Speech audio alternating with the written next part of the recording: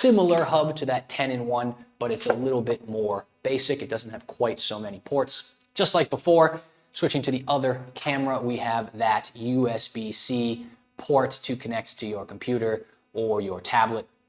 Then we have 6 more ports.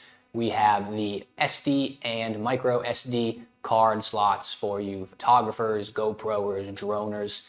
And then on the side, we have got 3 USB-A ports and 1 this end HDMI port. We've got all the most important stuff, I feel like, in this one.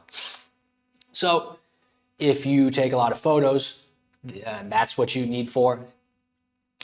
That made no sense at all. If you take a lot of photos and you need a hub so that you can transfer those photos, you're going to be able to, but you don't need all that other, you don't need a VGA port, for example. You can save a little bit of money, buy this smaller hub, also physically smaller, and you're going to be able to get those ports.